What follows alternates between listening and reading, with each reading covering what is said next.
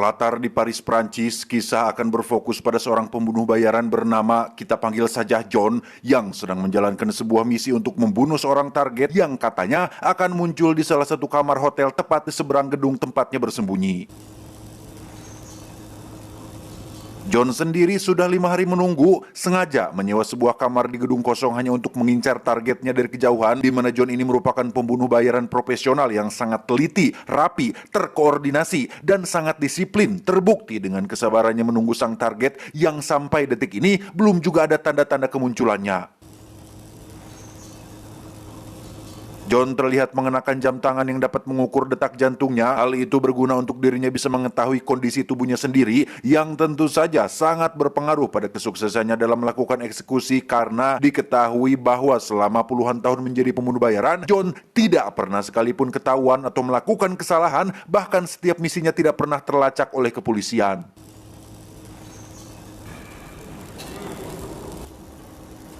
Bayangkan, 24 jam selama 5 hari berturut-turut hanya duduk, diam, menunggu target datang. Jelas pekerjaan macam ini tak cocok untuk orang yang rudetan dan mudah bosan. Perlu kesabaran ekstra yang hanya dimiliki oleh orang-orang tertentu, di mana John sendiri mengklaim bahwa dirinya bukanlah orang yang spesial atau istimewa, melainkan hanya berbeda dari segi fokus, komitmen, dan bertekad kuat. I'm just a part. They just don't. Sesekali John melakukan gerakan yoga untuk sekedar meregangkan tubuhnya yang cara rangkel. Kadang juga dia mendengarkan musik untuk menghilangkan rasa bete, karena pada dasarnya dia juga manusia biasa. Ada kalanya jenuh dan tunduh. Untuk makan, John harus pergi keluar untuk membeli sendiri, di mana ia sengaja memakai setelan gaya turis Jerman. Karena berdasarkan riset yang sudah ia lakukan, orang Paris jarang mau berinteraksi dengan turis Jerman, dan itu cukup membantu untuk tetap melindungi penyamarannya, sehingga bisa disimpulkan bahwa John memang sudah mengkonsep segala sesuatunya dengan sangat terperinci. Bahkan untuk hal terkecil seperti gosok gigi dan cuci muka, John menyemprot wastafel menggunakan cairan pernetralisir untuk menghilangkan jejak DNA-nya agar pihak aparat kesulitan untuk mencari identitasnya.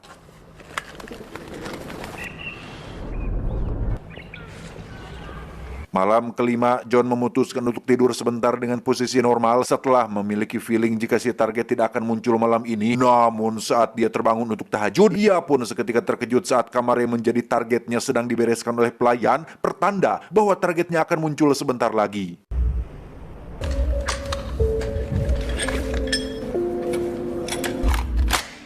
Selesai menyiapkan senapan laras panjangnya, muncullah seorang perempuan yang sepertinya adalah wanita penghibur yang sengaja disediakan untuk menyambut dan menghibur si target, di mana waktu jeda tersebut John manfaatkan untuk membersihkan bola matanya menggunakan buru water, menyalakan musik untuk membuat batinnya tetap tenang, hingga si target akhirnya muncul dan masuk ke dalam kamar tersebut.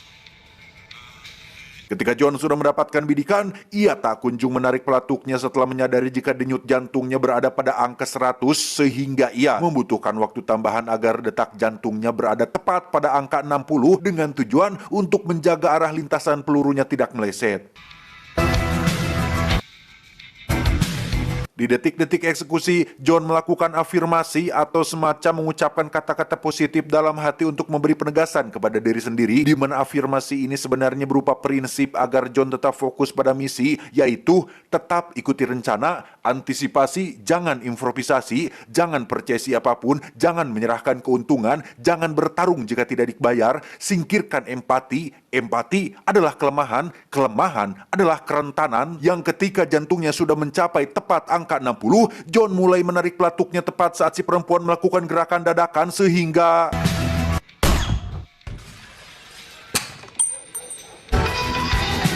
ya, untuk pertama kalinya John pun gagal dalam misinya, sehingga ia langsung berangkas membereskan semua barang-barangnya, lantas pergi menggunakan motor Vespanya sebelum pihak target menyadari keberadaannya. Setelah 5 hari penantian yang panjang, John pun harus menerima fakta bahwa jam terbang tinggi bukanlah jaminan untuk dirinya bisa sukses terus menuntaskan misinya, di mana John mulai menunjukkan sikap panik dan tegangnya ketika dia dengan terburu-buru memacu Vespanya untuk menghindari mobil polisi. Yang ketika sudah sampai di lokasi aman, John pun menghilangkan satu persatu bukti seperti Vespa yang diletakkan sembarangan, helm yang dibuang ke sungai, jenggot dan kumis yang dikurut habis, serta pistol yang dibuang ke dalam tempat sampah umum. Alih-alih memperbaiki kegagalannya, John lebih memilih untuk cari aman dengan akan pergi meninggalkan Paris, di mana kepanikan kembali menyerang saat John harus berhadapan dengan pihak keamanan bandara serta anjing yang sudah cumpaguk memperhatikan setiap calon penumpang, sehingga John harus kembali ke toilet untuk membasuh wajah dan menenangkan dirinya. Calm. Breathe.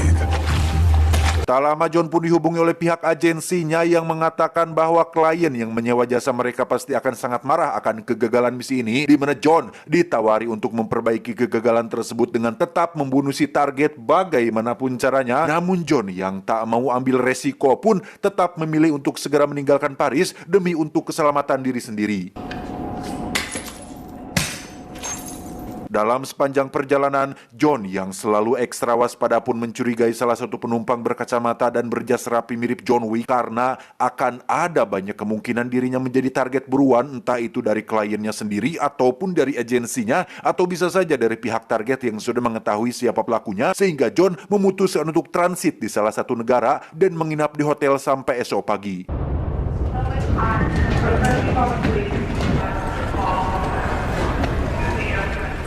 Ketika sudah berada di dalam hotel saja, John masih khawatir akan adanya ancaman yang datang. Hal itulah yang mendasarinya untuk menerapkan protokol keamanan mandiri dengan meletakkan gelas dan tutup saja di depan pintu kamar dan tidur dengan posisi duduk dengan pisau makan yang diletakkan tepat di sampingnya. Singkat cerita, esok pagi pun tiba. Dirasa sudah aman, John pun langsung terbang ke kampung halamannya yaitu Amerika, lebih tepatnya ke sebuah kota bernama Santo Domingo yang merupakan ibu kota dari Republik Dominika di wilayah Amerika bagian utara. Yang setibanya mendarat di sana, John masih harus melakukan perjalanan jauh dari bandara menuju tempat tinggal pribadinya yang lokasinya sendiri cukup tersembunyi dan cukup jauh dari perkotaan.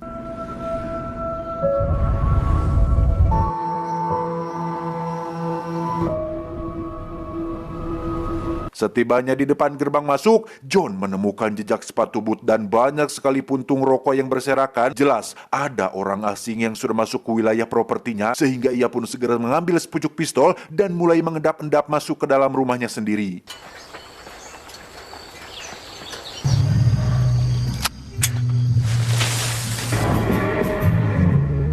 Sungguh betapa terkejutnya John saat menemukan kondisi rumahnya sudah berantakan dengan banyak bercak darah di mana-mana. Bukan rumah atau harta yang dia khawatirkan, melainkan penghuni rumah yang merupakan istri tercintanya yang memang tinggal sendirian di sini, yang setelah menghubungi pihak berwajib, akhirnya diketahui jika sang istri saat ini tengah dirawat di ruang ICU akibat mendapat penyerangan dari orang tak dikenal.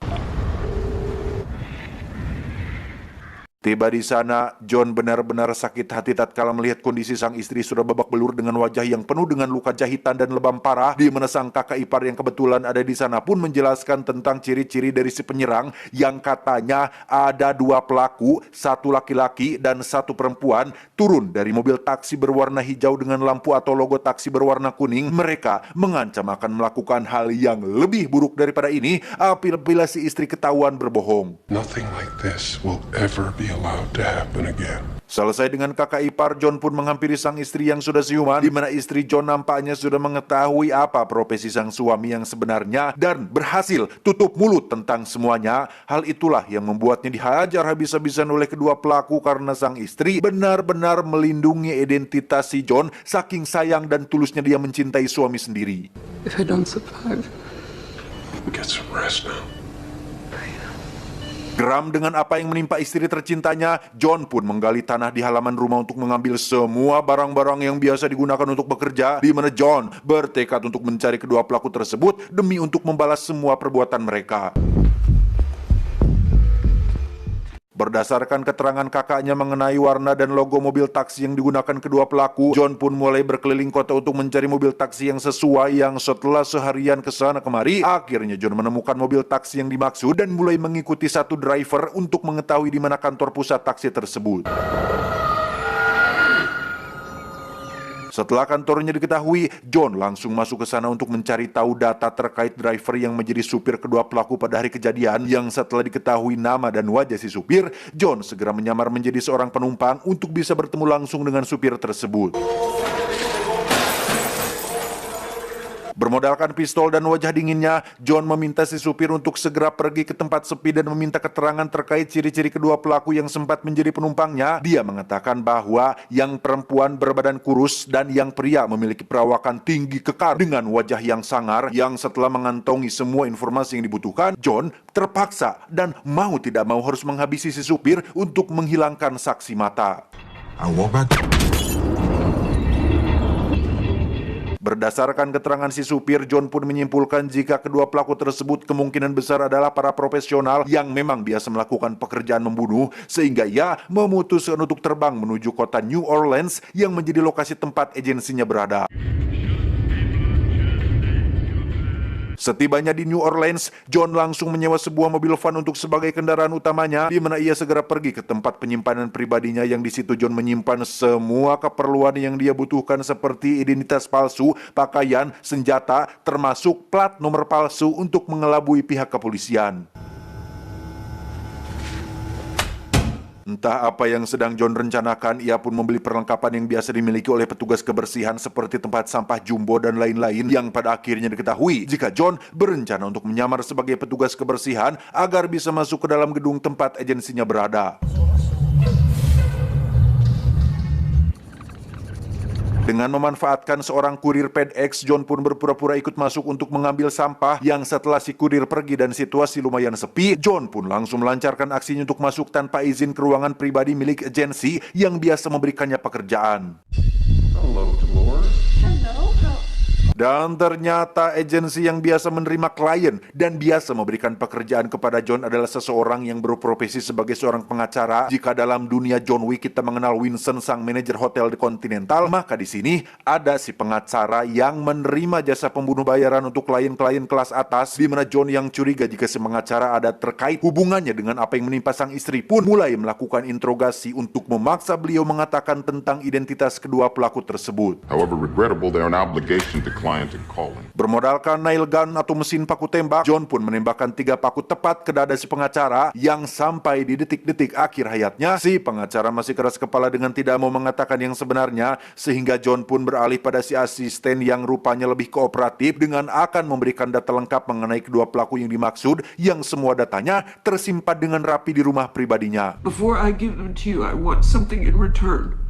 Disinilah keteguhan John pun diuji ketika si asisten memohon agar John bisa sedikit mengasihaninya. Si asisten sadar betul jika John pasti akan membunuhnya, hanya saja dia ingin mati dengan cara yang tidak mencurigakan, alias ingin tampak mati seperti kecelakaan, dengan tujuan agar asuransi jiwanya bisa cair dan anak-anaknya yang masih duduk di bangku sekolah punya bekal masa depan tanpa ibunya. Yang di sini John pun mulai mengalami gejolak batin ketika hati nuraninya berkata lain, alias bertolak belakang dengan prinsipnya, yaitu jangan punya rasa kasihan adalah kelemahan, kelemahan adalah kerentanan, yang pada akhirnya John pun memutuskan untuk memberi si asisten kesempatan untuk membawa dia ke rumahnya dan menunjukkan di mana berkas-berkas lengkap milik kedua pelaku tersebut. Forbid empathy. Empathy is weakness. Untuk menghilangkan jejak si pengacara, John pun memasukkannya ke dalam tempat sampah dan membawanya dengan santai di dalam lift tepat saat ada 2 orang yang ikut masuk, yang sungguh tak diduga salah satu pria bercanda dengan mengatakan tentang mayat di dalam tong sampah tersebut, yang pada kenyataannya memang ada mayat di dalamnya. Setibanya di rumah si asisten, John langsung diarahkan dan dipersilakan untuk mencari sendiri berkas milik kedua pelaku yang dimaksud, yang setelah ketemu, John pun langsung memenuhi janjinya dengan mematahkan leher si asisten tepat di dekat tangga, sehingga kematiannya nampak seperti kecelakaan sesuai dengan apa yang diinginkannya.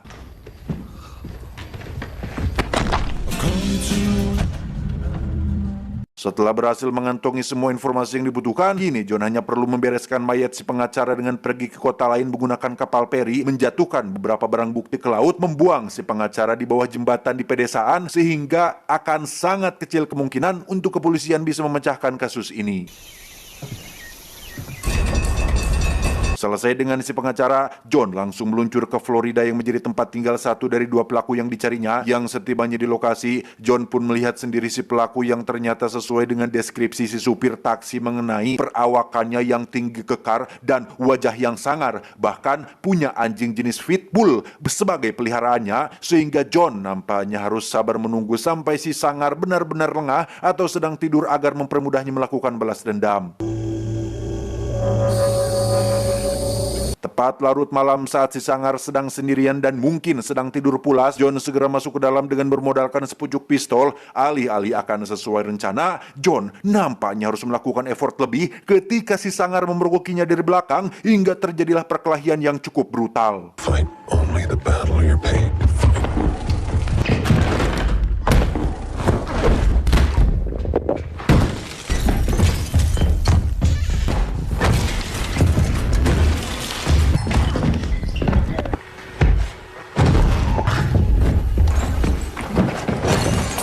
Meski kalah dari segi power dan ukuran, namun John masih jauh lebih unggul dari segi taktik dan kecerdasan. Hal itulah yang membuat si sangar mengalami luka yang cukup parah. Namun luar biasanya, dia masih saja bisa bangkit ketika John sedang bersembunyi di dalam kamar sehingga... Tepat saat misinya sudah berhasil, muncullah anjing pitbull peliharaan si sangar yang bermaksud untuk membalas kematian majikannya, di mana John dengan cepat berlari keluar dan menutup pagar kawat, lantas melemparkan bom molotov untuk menghilangkan jejak tempat kejadian perkara.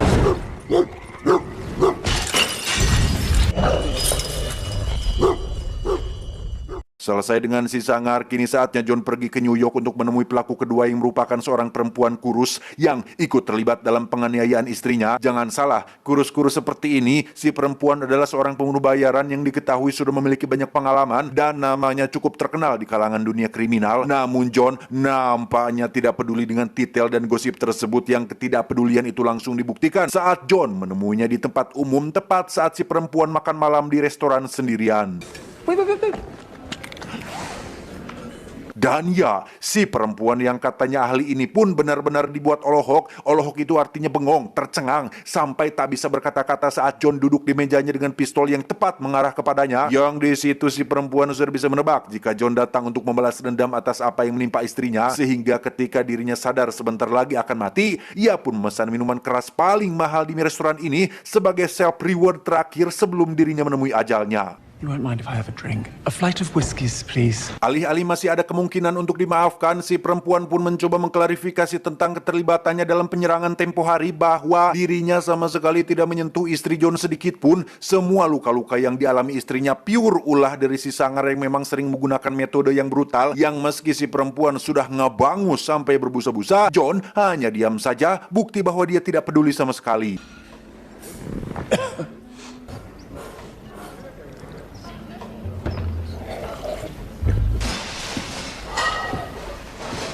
John pun meminta si perempuan keluar dari restoran dan berjalan menuju tempat sepi, yang di situ si perempuan sempat terpleset dan meminta bantuan. Namun ingat, prinsip John tentang fokus pada misi, jangan percaya pada siapapun. John langsung menembak kepala si perempuan saat ia memohon bantuan. Sekilas tindakan John ini tampak kejam dan sangat tega sekali, tetapi keputusan tersebut nampaknya adalah suatu keputusan yang sangat-sangat tepat sekali, karena si perempuan memang bermaksud untuk mengelabuinya, yang hal itu terlihat dari tangan kirinya yang sudah siap dengan pisau kecil.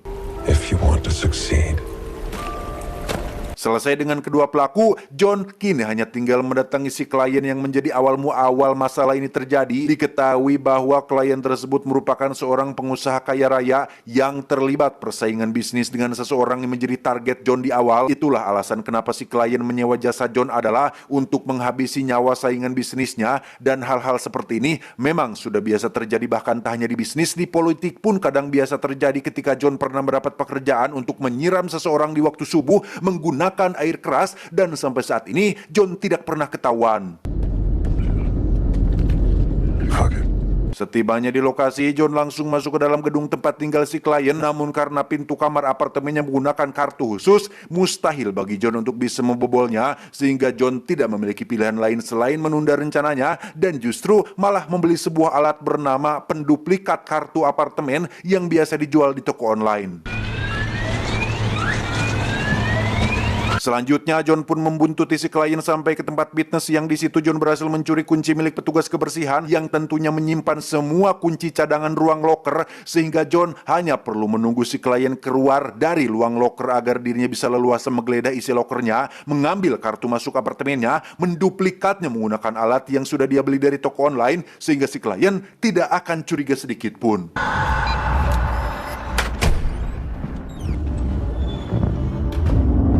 Dan ya, alangkah terkejutnya si klien saat melihat pria asing sudah berdiri sambil menodongkan pistol ke arahnya. Dikira perampok yang mencoba untuk mencuri semua uangnya, si klien pada akhirnya pun sadar jika John adalah pria yang disewanya untuk membunuh saingan bisnisnya.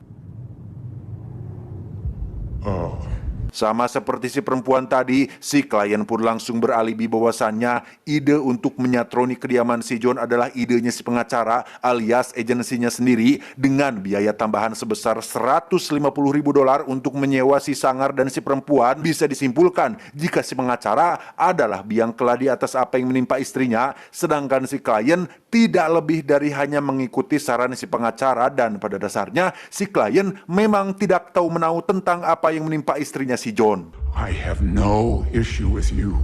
Zero. John sadar 100% jika semua ini terjadi akibat kegagalannya membunuh target, dan itu murni adalah kesalahannya sendiri, sehingga ia pun memaafkan si klien dengan membiarkannya tetap hidup. Toh si pengacara sudah mati, si klien tak akan bisa melacak identitasnya atau mengganggu kehidupannya. Namun sebelum kepergiannya, John mengancam bahwa apabila si klien mencoba atau sempat terfikir untuk mencarinya, maka John akan datang lebih dulu untuk membunuhnya dengan menggunakan berbagai metode yang tidak bisa ditebak, sehingga hal tersebut membuat si klien kena mental dan masalah pun tuntas sampai di sini.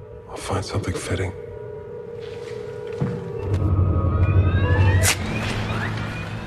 Beberapa waktu berlalu, John terlihat sudah berada di rumahnya, membuatkan secangkir kopi untuk sang istri yang sudah pulih. Entah apa yang akan John lakukan selanjutnya, apakah akan tetap menjadi pembunuh bayaran atau alih profesi menjadi tukang servis HP, entahlah. Sampai detik akhir film masih belum diketahui siapa nama aslinya, karena nama John hanyalah karangan saya untuk mempermudah penyebutannya. Dari beberapa kali transaksi kartu kredit, John selalu memakai identitas palsu dengan nama yang berbeda-beda, sehingga cukup sulit untuk mengetahui siapa nama aslinya. Bisa jadi Samsul, Mas Jaka, Bohe, Ikuy, Darus, Endun, Isep, Jajang, Wawan, Elin, Poang, Agus. Bisa saja satu di antaranya adalah nama asli dari si John. Sehingga tamat.